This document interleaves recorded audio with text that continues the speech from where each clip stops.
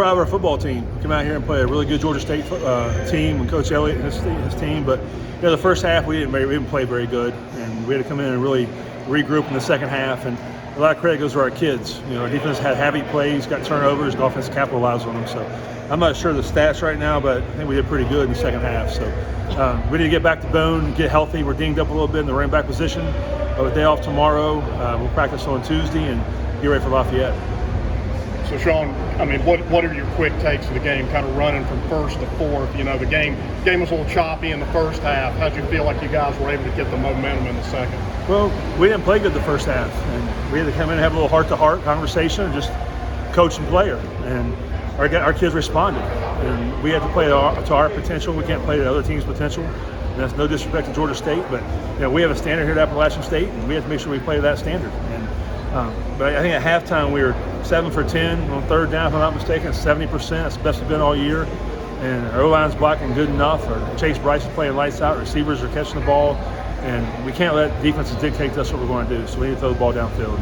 So I saw, it felt like you guys were just about to stomp on the gas. And then every time there's just something would happen. A ball gets dropped. There's a penalty early in the down session. I mean, is it still just kind of these lingering little mistakes? Yeah, it's one person here, one person there. I mean, we go for it on 4th and 2, and we call the perfect play, and we drop a ball. And then it's 3rd and 12 on defense. We let him scramble and get a first down.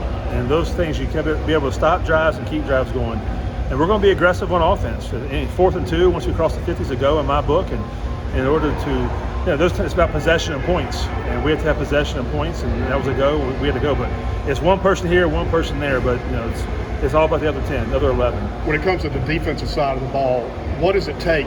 Georgia State's persona as a team offensively is just like yours. They want to run the ball. They want to establish the run. You turned them really pretty one-dimensional into a passing team today.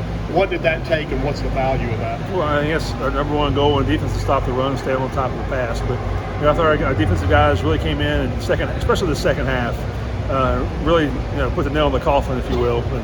And I don't know what it was, but we call them having plays. Tackle for a loss, a PBU, interception. And every time those guys have a having play, we came back on offense and capitalized on it. And you have to be able to do that in this conference. The Sun Belt East is very tough, and we're going to Lafayette, but we have to eliminate the mistakes. I'm not sure the turnovers there. What we have? 3 interceptions.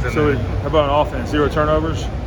Well, with 4th down? Yeah, it depends on how you want to classify the DeMarco Jackson bump. Exactly. So I think we're even on the season, but that's what we have to be successful. We've had the ball on the ground on defense many times this year, and the ball's bounced right back to the opponent, but they were fortunate enough to get a few picks and go from there. What can you tell us about the running back situation? Yeah, Cam was a game time decision. Guys would be able to go this morning, came here and warmed up, and I just wasn't 100%, so it was about 65%, and I don't want 65% Cam or 100% Cam. And then Nate Noel with the first quarter, and something happened to his pinky toe, I believe, and we went and checked it out. Doc said it was fine, but at the point we had to get Anderson Castle more plays, him and Jameer Smith. And Chop, he came in, he dressed today, and he wanted to go in the second half, and I wouldn't let him. I didn't think it was the right move. We were up 3 scores, and he'll be back he's back for the Lafayette game. So we'll get back to Boone. We got 2 days off. We need to get some rest. We don't have a bye week this year, so we have to make sure we get our guys rested and get ready for this long haul we have in October. Speak to the performance that Anderson Castle had today as a receiver. How many yards he had, Like 56, I think. I'm not sure what he had, but that's the young John Riggins. I call him John Riggins. And man, he got a chance. Man, he broke 3 tackles on that long touchdown run, and I'm proud of him. He's a guy that comes to work. He's a true Mountaineer. He comes to work every day. He doesn't complain. He's not getting playing time. He's on all 4 special teams units. And today was our number 1 running back in the second quarter. And we rode him, and he did well. So little Riggins did good. What was it like having Caden back out there? What's that? What was it like having Caden back out there? Great. And I have a lot of respect for Caden Smith. That's a kid in April tore his Achilles, and that's a tough injury to come by. But we have great doctors, and Dr. Parker and our physical therapy staff, and Scott and Emily back home. They work every day on that. And just to see him, man, put his body on the line for this program.